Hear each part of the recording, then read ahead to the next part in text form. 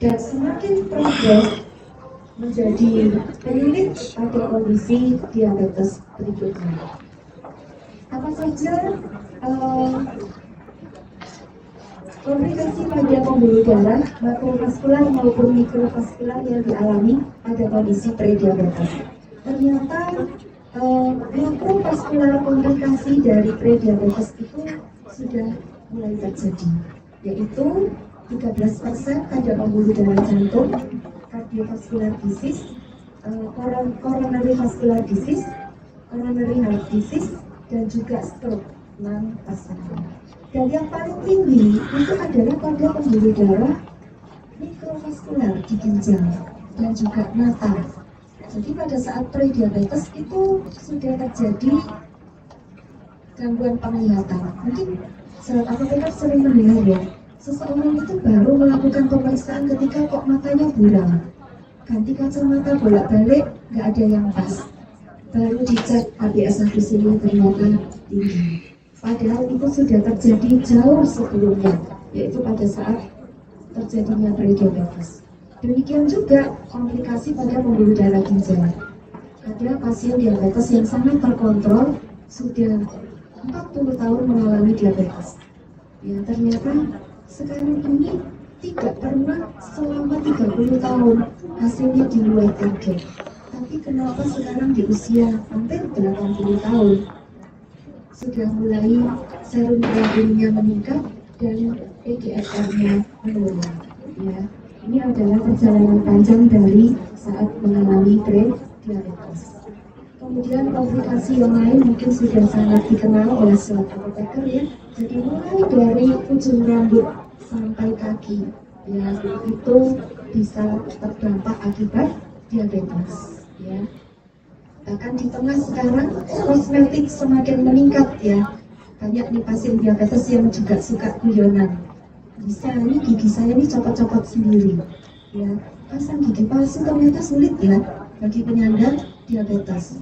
Ya, kalau diimplan nanti ada reaksi peradangan yang cukup tinggi. Jadi harusnya nanti kalau diedukasi pasiennya bisa, kalau bisa lebih awal pada saat giginya masih utuh, ya gula darahnya harus terkontrol. Nah, kalau tidak, itu akan menyebabkan permasalahan pada oral cavity. Ya, kemudian ternyata juga meningkatkan risiko kanker sebesar 15%. Kalau dideteksi mundur dari penyandang kanker, hal ini juga ditemukan. Ternyata fenomena gunung es pada kondisi diabetes ini sangat penting. Bahkan pada saat prediabetes itu ternyata komplikasi sudah ada. Sehingga perubahan paradigma dalam penata laksanaan prediabetes ini perlu secara berkesinambungan karena perjalanannya sudah pasti, dan yang bisa kita lakukan adalah prediabetes merupakan titik yang paling ideal untuk mencegah diabetes. Dan faktanya dari berbagai penelitian yang sudah dilakukan, saya mungkin juga tidak banyak evidence-nya ya, karena mungkin prediabetes ini pada beberapa tahun yang lalu belum menjadi fokus, tapi saya sekarang ingin fokus pada prediabetes karena hasilnya sangat bisa dikelola untuk tidak menjadi diabetes tipe 2.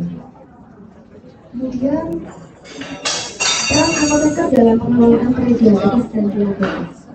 Ini dengan waktu yang ada, ini mungkin poin-poin yang penting bagi seorang apoteker ya, yaitu pada pengelolaan penyakit ini kita sudah sangat kenal ya. Kemudian pengelola kepatuhan dari pasien kita juga sudah sangat kenalnya. Tetapi untuk preventive care mungkin kita bisa bergerak mulai sekarang, dan juga melakukan evaluasi terhadap obat dan pembiayaan itu mungkin juga bisa menjadi perhatian kita, khususnya mungkin kalau sahabat apoteker juga ikut melayani program rujuk balik ya. Nah, saya saat ini juga di program rujuk balik itu melakukan analisis cost effectiveness serta comprehensive medication review. Nah, ini yang baru sekarang di dunia dan juga di Undang-Undang Kesehatan Nomor 17 adalah comprehensive care, dan di dalamnya ada kolaborasi dengan tenaga kesehatan yang lainnya. Faktor resiko inilah yang perlu kita pelajari. Jadi hari ini mungkin sobat apoteker sudah pernah belajar ini pada manajemen hipertensi. Tetapi karena pengelolaan diabetes harus komprehensif dan itu pada pembuluh darah, maka ini juga perlu untuk kita ukur dan bisa dengan kegiatan menggunakan diabetes teknologi, diabetes education teknologi, yaitu dengan Google Form Questionnaire. Kita bisa edarkan kepada pelanggan kita atau orang-orang yang kita kelola, yaitu dengan mengelola faktor risiko yang bisa dimodifikasi. Kalau faktor risiko yang tidak bisa dimodifikasi itu adalah usia, gender, histori dari keluarga. Sedangkan yang lain sangat bisa dimodifikasi. Sehingga kita bisa menggunakan kuesioner ya atau screening untuk melakukan deteksi ini, bisa menggunakan ini ya. Jadi sobat apoteker bisa menggunakan ini.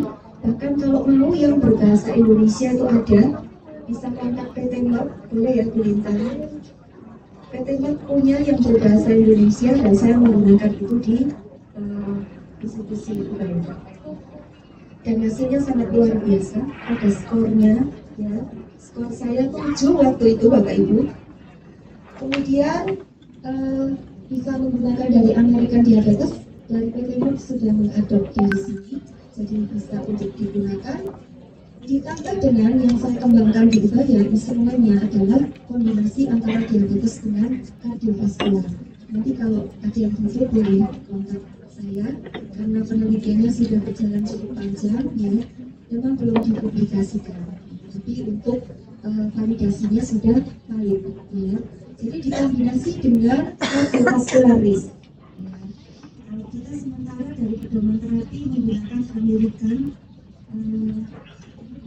di sini atherosclerosis cardiovascular disease risk. Bisa juga menggunakan gambar ini. Kalau tidak ada data lab, itu bisa menggunakan dari yang saya kembangkan, karena saya mengatur dari skor WHO. Jadi tanpa data lab, bisa mendeteksi risiko. Sehingga setelah risiko dan gula darah diketahui, pengobatan berbasis bukti dalam tata laksana prediabetes ini dapat kita lakukan. Kalau kita lihat dari Amerika, di sini lifestyle menjadi intervensi yang pertama pada kondisi prediabetes maupun diabetes, dan continuous ya, terus dipertahankan.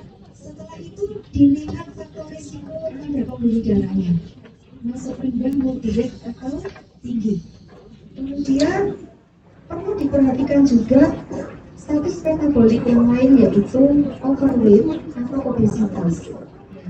Kemudian baru jika faktor risikonya sangat tinggi, perlu dilakukan intervensi dengan obat.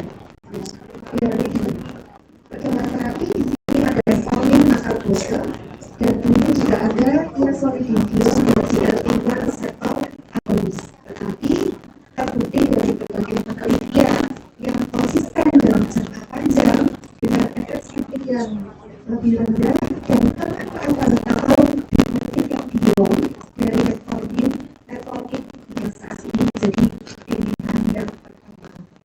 Dan juga BPOM sudah menerima atau artinya memberikan approval metformin XR sebagai pengobatan prediabetes di Indonesia. Nah, yang baru sekarang dan masih cukup ini sedikit lagi untuk dasar-dasarnya, yaitu kalau dulu selama bertahun-tahun ya, kita memahami farmakologi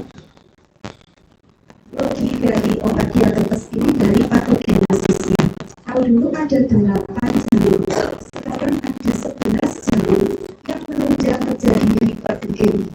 Dan ternyata permasalahannya semua berpusat kepada sel beta pankreas. Jadi disebut sebagai prinsip beta sentrik di dalam pengelolaan diabetes. Ya. Jadi ada yang pertama adalah sel beta pankreas, kemudian yang kedua di sini adalah khusus di mana ada mikrobiota. Ini yang menarik, sehingga continuous healthy lifestyle dengan konsumsi pola makan yang mengandung prebiotik itu akan memelihara kesehatan khusus antibiotik akan membentuk mikrobiota dan akan mencegah glukosa serta menurunkan faktor inflamasi. Sehingga ini menjadi pilihan hiperglikemi jalur yang kedua. Kemudian 3, 4, dan 5 ini kita kenal untuk sel lemak, otot, dan juga hepat yang berkaitan dengan sensitivitasnya insulin. Kemudian otak, setelah itu ada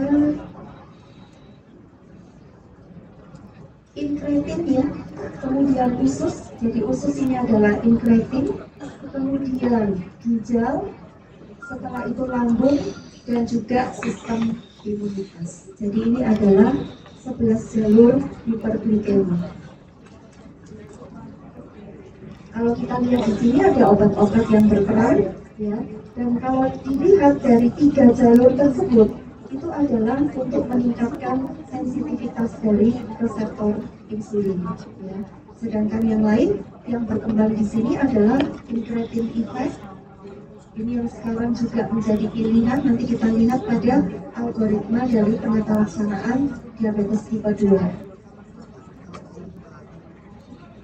Jadi yang terkait dengan incretin mimetic itu ada golongan DPP4 inhibitor dan juga ada GLP-1 reseptor agonis. Nah, mungkin di sini gambarnya tidak terlalu jelas, tetapi prinsipnya ya, sahabat-sahabat, bahwa pedoman terapi untuk diabetes saat ini yang pertama adalah tidak hanya lifestyle, tetapi juga sosial determinan dari pasien itu harus kita identifikasi. Serta kemudian melakukan pengukuran terhadap faktor risiko pada pembuluh darahnya atau atherosclerosis cardiovascular disease risk-nya. Itu perlu diketahui. Singkatnya, kalau seseorang itu memiliki faktor risiko yang sangat tinggi, maka prinsip pengobatan adalah ada menggunakan 2 agent, yaitu SGLT2 inhibitor dan juga GLP-1 reseptor agonis. Mana yang lebih dulu tergantung pada faktor risiko yang akan dikelola. Sehingga tujuan di sini targetnya adalah menurunkan risiko kardiometabolik. Ditambah dengan hasil gula darahnya. Kalau belum mencapai target, maka mengikuti prinsip pengobatan glycemic control. Ya, sama seperti yang lalu. Metformin sebagai ini pertama. Jika belum tercapai, maka dioptimalkan dengan pilihan agent yang berikutnya. Dan mengikuti jalur 11 jalur hiperglikemi, permasalahan terbanyak dialami oleh pasien pada kondisi yang sama, sehingga akan bisa ditetapkan pilihan pengobatan yang sesuai untuk kondisi pasien tersebut. Sekarang kita ikuti metformin sebagai lini pertama. Ya, mungkin banyak pasien itu yang menduga-duga sendiri mungkin gara-gara obat ini, karena minumnya harus 3 kali, yang lain minumnya cuma 1 kali. Nah, di sini pentingnya edukasi bahwa ternyata metformin ini punya peran yang penting di 3 jalur yang tadi. Kemudian efekasinya itu sudah terbukti cukup panjang, bahkan sejak mengalami prediabetes, metformin adalah sebagai agent yang dibutuhkan karena 3 jalur tadi itu berada sejak awal ketika seseorang mulai mengalami hiperglikemia. Kemudian efektivitasnya sudah dibuktikan, bahkan kalau dilihat di seluruh dunia, populasi Asia itu menunjukkan efektivitas metformin yang sangat tinggi. Kemudian mekanisme dari kerjanya meningkatkan sensitivitas insulin dan juga menurunkan produksi gula di hati. Kemudian kalau kita lihat lagi dari beberapa penelitian yang lainnya, yaitu terkait dengan glucoregulation dari metformin yang sangat luar biasa dengan berbagai mekanisme, sehingga hingga hari ini metformin tetap menjadi lini pertama. Bahkan untuk faktor risiko kardiometabolik, yaitu pada kelebihan berat badan, maka metformin ini sebagai agent yang bisa dipilih sebelum tadi SGLT2 maupun GLP-1 reseptor agonis. Kemudian berikutnya lagi metformin ini ditemukan pertama kali itu tahun 1957 oleh James Taylor dari bunga lili Jerman, sehingga menjadi obat yang dinamakan metformin. Dan hingga saat ini sudah lebih dari 60 tahun masih tetap menunjukkan efikasi dan safety yang tinggi. Bahkan dulu dicurigai sebagai obat yang menyebabkan peningkatan laktik, ya, asidosis. Ya. Tetapi sekarang dari seluruh pedoman terapi, bahkan metformin masih bisa digunakan pada pasien chronic kidney disease, asalkan eGFR-nya masih di atas 30 ml per menit. Ya. Itu karena benefit-benefit yang dimiliki. Juga menurunkan berat badan. Dalam penelitian belum final, metformin juga bisa digunakan untuk salah satu agent dalam penurunan berat badannya. Ya. Dan kalau dilihat penurunan berat badannya ini keren ya, sahabat apoteker. Bagi yang tidak gemuk, berat badannya ya nggak turun pun sedikit.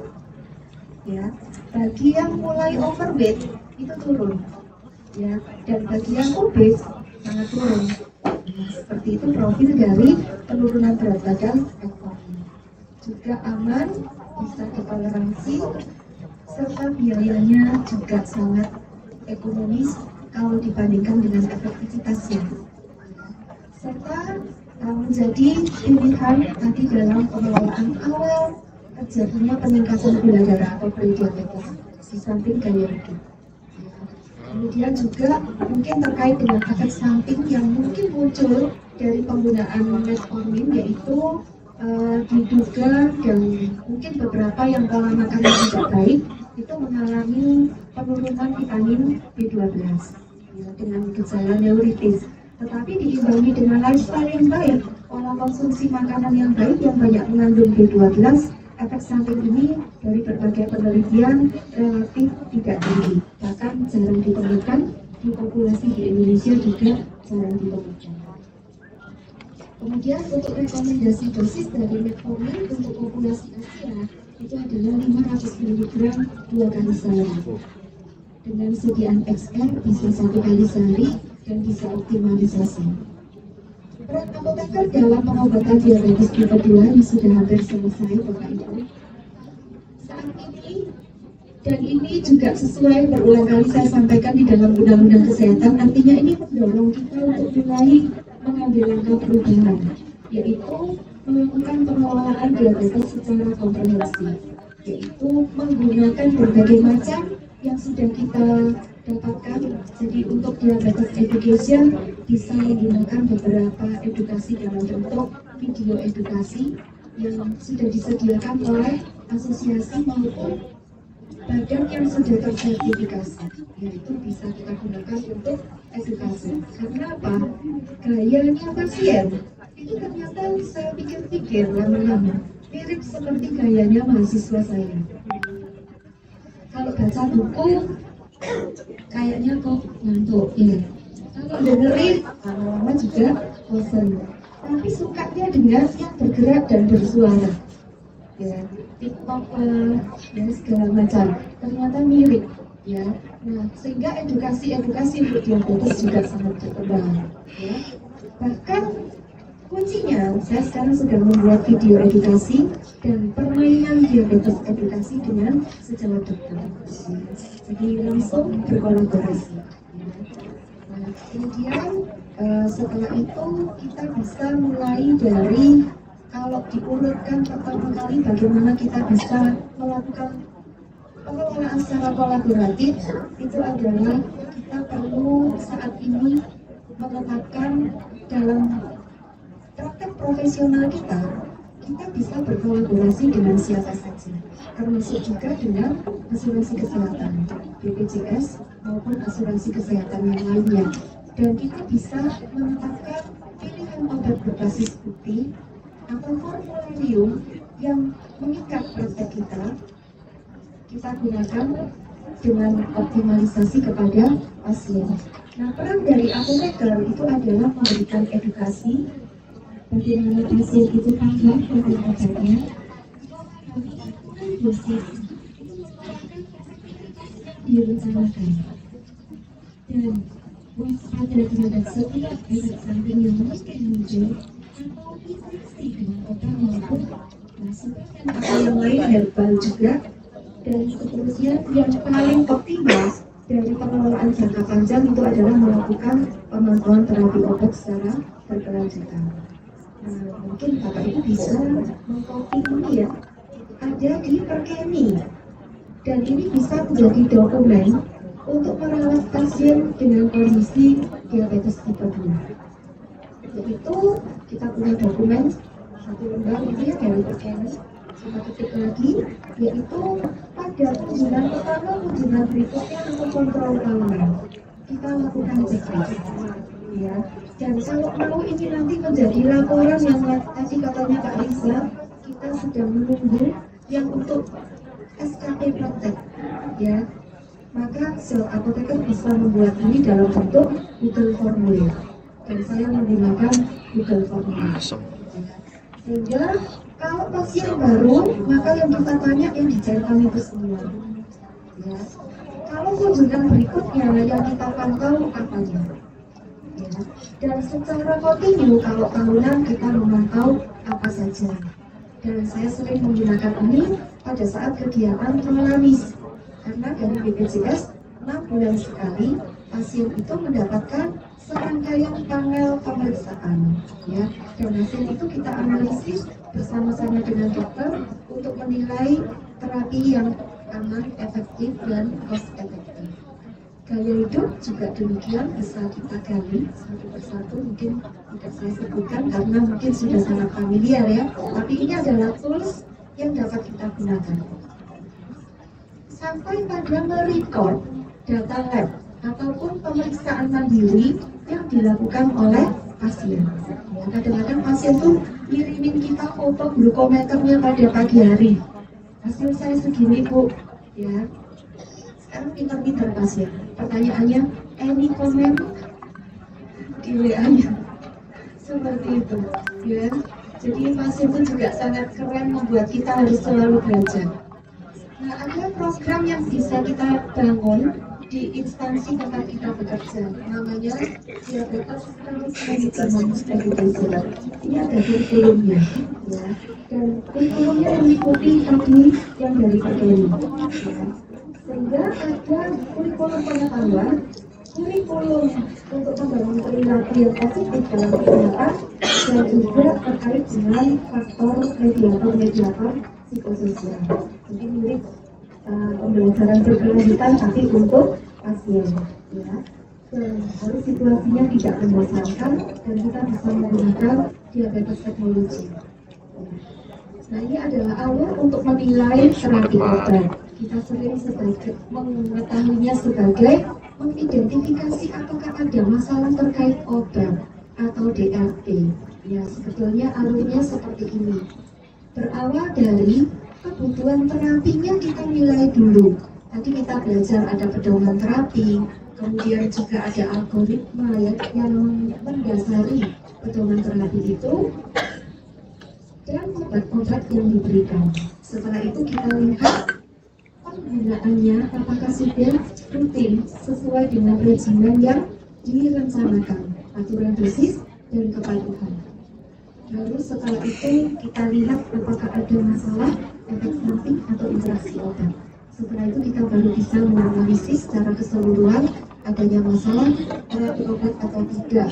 Karena sekarang prinsipnya itu adalah optimalisasi terapi, yaitu mencapai target secara cepat dan dipelihara jangka panjang. Maka dengan adanya hal ini sangat dimungkinkan kolaborasi antara apoteker dengan dokter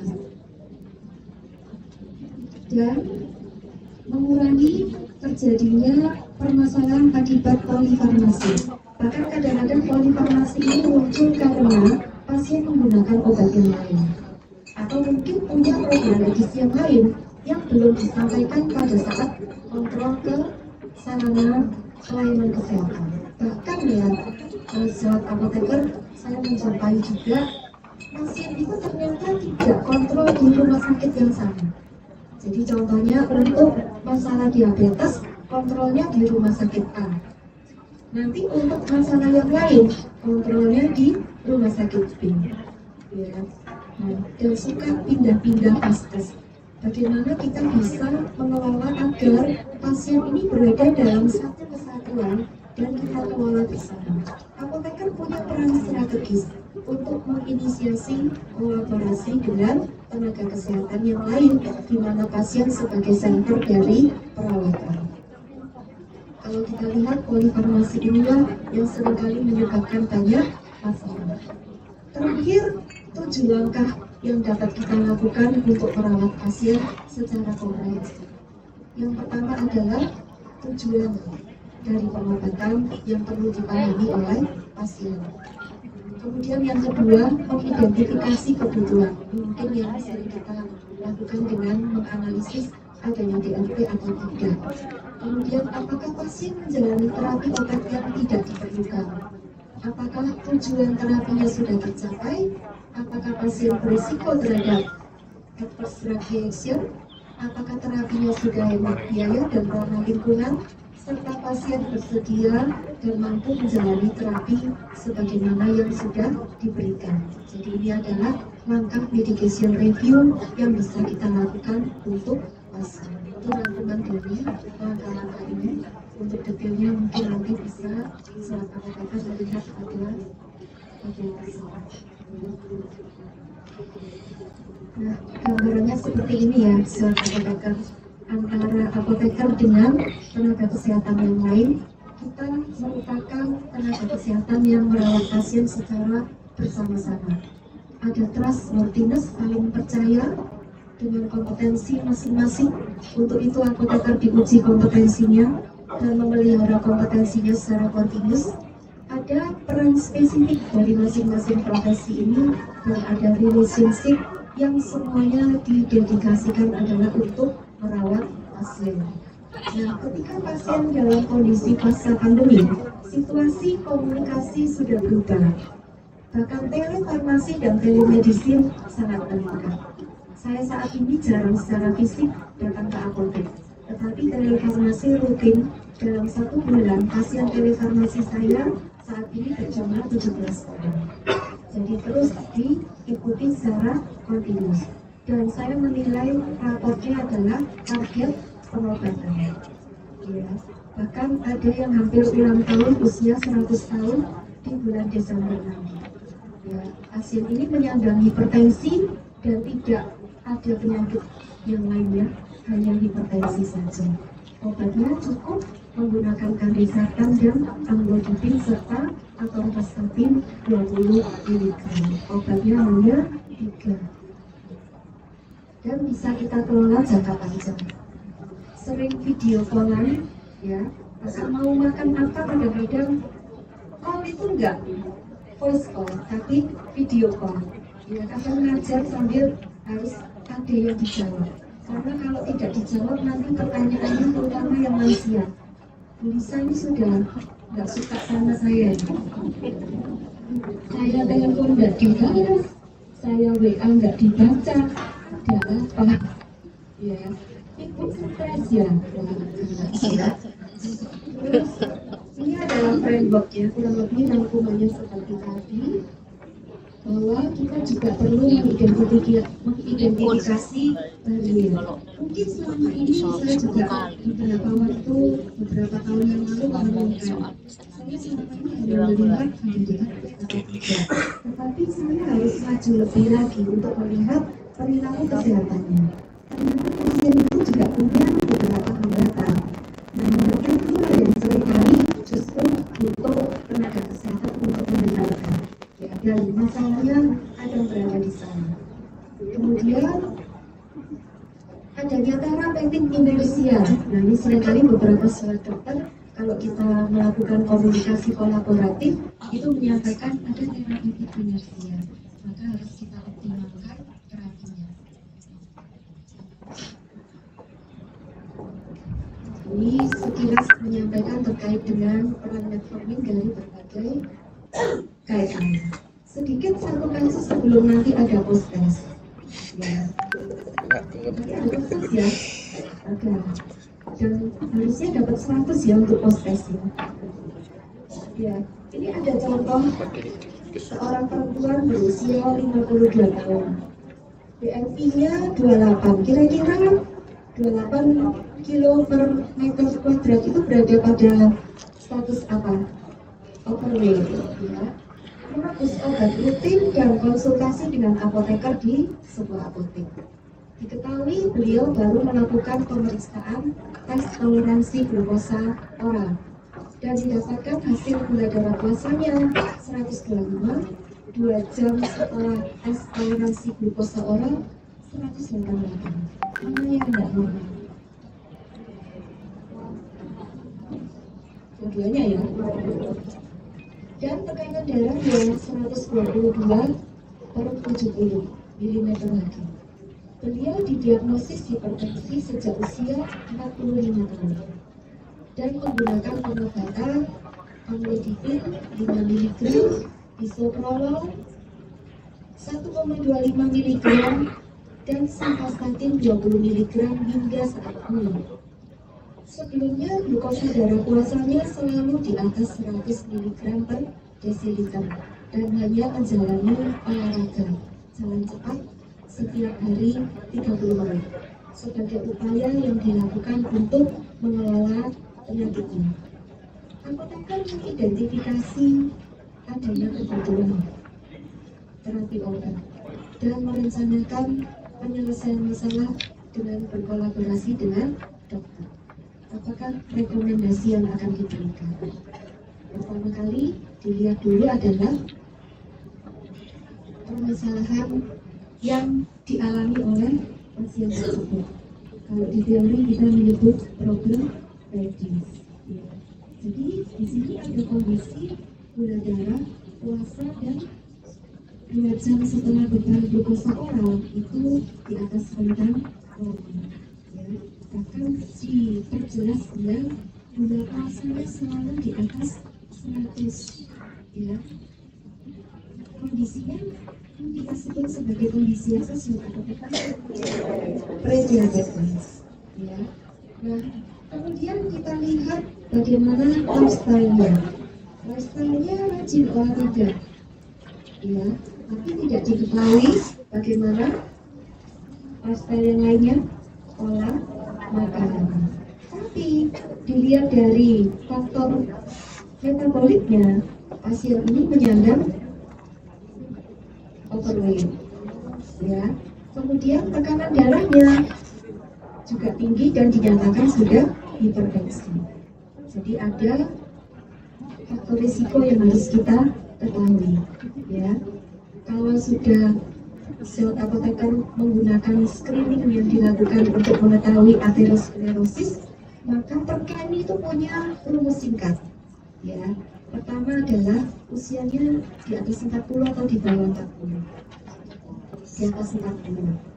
Di atas 40, kemudian pasiennya ini ada peningkatan tekanan darah.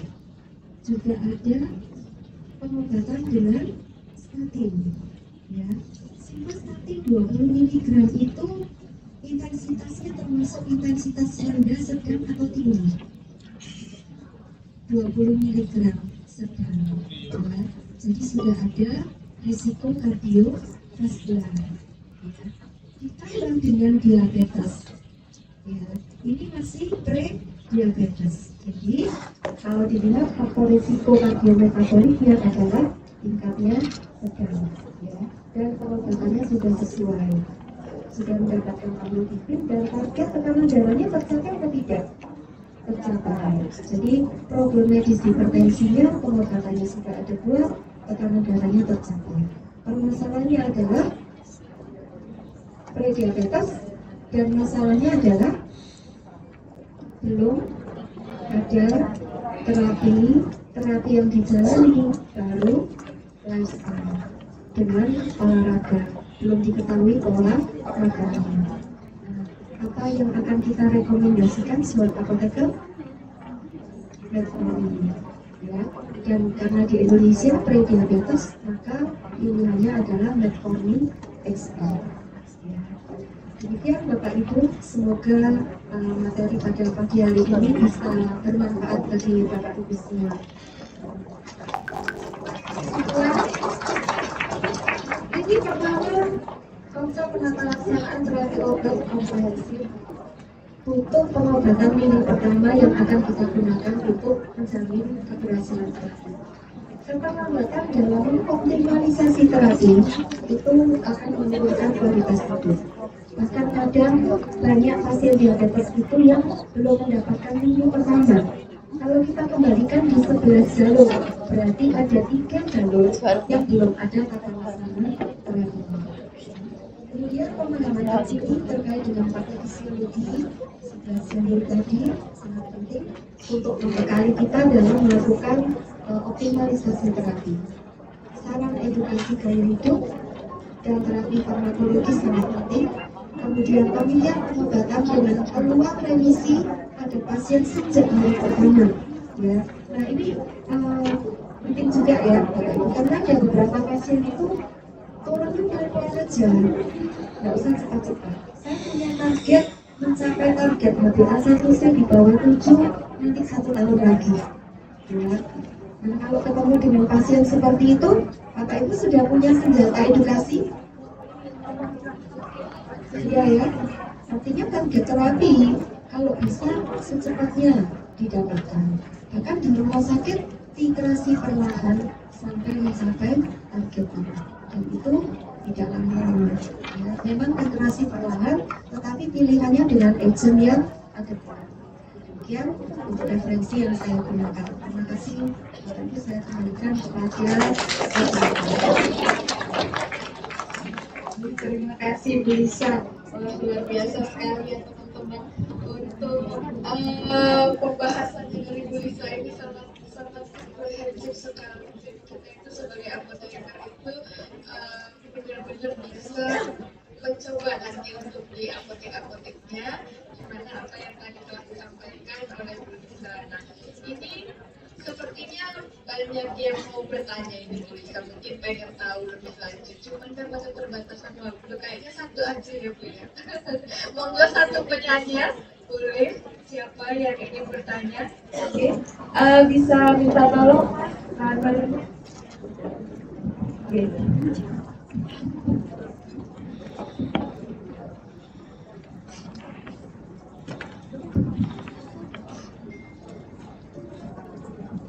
Yang baju biru ini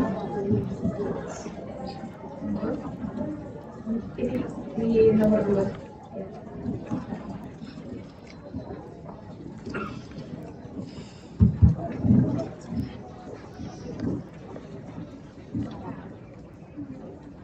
Ya, terima kasih kesempatannya untuk saya Nita dari Rumah Sakit Bina Sejahtera Jakarta. Ini saya mau bertanya, menjelaskan terkait dengan pilihan terapinya adalah metformin XR juga tidak. Saya mau bertanya bagaimana misalnya apakah ada perbedaan efektivitas kalau misalnya kalau metformin XR kalau di kami kan nggak bisa, kalau generiknya kan nggak ada ya, kebanyakan kalau BPJS kan nggak masuk ke dalam metformin XR, adanya kan yang konvensional. Apakah ada perbedaan penggunaan untuk terapi prediabetes ini kalau misalnya menggunakan metformin yang konvensional, selain mungkin kalau kita tahu XR itu kan untuk meningkatkan komplians atau biar nanti konsentrasi dalam darah juga bisa stabil, apakah ada perbedaan selain itu Bu untuk penggunaan metformin yang konvensional untuk penanganan kayak prediabetes? Baik, terima kasih. Pertanyaannya sangat kritis. Ya. Yang pertama, sebetulnya kalau kita lihat agent pilihannya itu adalah metformin. Ya. Nah, metformin ini berkembang dengan formulasi yang ditujukan untuk pengobatan yang lebih panjang dan beberapa tujuan dari formulasi XR itu adalah ada kelompok pasien yang mungkin akan memiliki sensitivitas untuk mengalami efek samping dari metformin, sehingga ada formulasi ekstended release yang dikembangkan. Menurut pedoman terapi di dunia untuk prediabetes maupun diabetes, lini pertamanya adalah metformin. Sedangkan profil pasien terhadap terapi obat itu nanti bisa disesuaikan apakah memang ada kebutuhan untuk menggunakan metformin XR. Di Indonesia saat ini agent yang digunakan untuk prediabetes yang sudah di-approve oleh Badan POM dan itu on label di dalam sediaan obatnya adalah metformin dalam bentuk sediaan extended release. Ya, tetapi penggunaannya bukan berarti harus menggunakan metformin XR. Metformin pun bisa, tapi yang kita pelajari adalah berapa kebutuhan metformin yang digunakan untuk pengobatan prediabetesnya. Jadi kalau XR itu kan karena dia bekerja selama 24 jam. Ada nilai ambang kadar obat yang efektif dalam mengelola gula darah, baik dari sensitivitas insulin maupun menghambat produksi gula dari hati. Sehingga dengan demikian, metformin konvensional pun dapat digunakan sebagai agent pilihan. Tetapi perlu pemantauan karena setiap orang punya pola metabolik yang berbeda-beda. Sehingga dapat diawali kalau kita lihat dari pedoman terapi tadi, boleh menggunakan metformin 500 atau 850. Diawali dengan pemberian 1 kali sehari. Kemudian dilakukan pemantauan dan optimalisasi untuk metformin sampai pada dosis 1 hari itu boleh 2.500 mg. Ya. Tapi harus kita ikuti antara efikasi dan safety. Nah, sebetulnya banyak edukasi yang menantang apoteker dalam pemberian obat minggu pertama 3 jalur dan juga obat ini akan jangka panjang bisa memberikan efektivitas beyond. Jadi artinya ada manfaat-manfaat yang sampai hari ini masih terus diteliti. Kemudian yaitu terkait dengan beberapa jurnal menyatakan adanya penurunan risiko kardiovaskular, tapi masih dalam penelitian. Kemudian selama menggunakan metformin, maka tantangan bagi apoteker adalah mengenal sebetulnya karakteristiknya metformin itu seperti apa. Jadi karakteristik kimia metformin itu asam dan dia itu lama berada di usus. Ya, sehingga itu menyebabkan metformin ini berpotensi untuk menimbulkan efek samping pada gastrointestinal berupa dispepsia. Tetapi penelitian juga melanjutkan terkait dengan hal itu, kebetulan yang saya baca, dengan healthy lifestyle, mengkonsumsi makanan yang juga mengandung fruktooligosakarida itu akan ikut menurunkan risiko efek samping dari metformin. Bahkan ada jurnal yang menyampaikan kalau minum metformin itu akan ada probiotik yang namanya Akkermansia muciniphila. Itu akan bisa hidup. Padahal probiotik itu susah sekali dihidupkan di luar. Ya, tetapi dengan penggunaan metformin jangka panjang itu sangat mungkin di dalam usus seseorang itu akan muncul probiotik yang namanya Akkermansia. Dan Akkermansia ini sekarang diteliti, belum selesai juga, tapi hasilnya sudah dilaporkan luar biasa, yaitu merupakan salah satu probiotik yang bisa menjaga berat badan. Jadi mungkin nanti akan menjadi probiotik untuk menurunkan berat badan. Akkermansia muciniphila. Jadi banyak sekali benefit dari metformin. Nah, karena senyawanya asam itu tadi, maka ada celah formulasi untuk bisa membuat metformin ini menjadi agent yang digunakan jangka waktu yang lama, mempertahankan efektivitasnya, yaitu dengan formulasi extended release. Ya, sehingga mau yang konvensional maupun yang extended release, metformin ini dalam dua bentuk sediaan tersebut sama-sama efektifnya. Kebutuhannya menyesuaikan pada individunya. Dengan metformin pun bisa jangka panjang, yang penting juga harus ada apoteker. Karena penggunaan awal, pasien pasti butuh apoteker.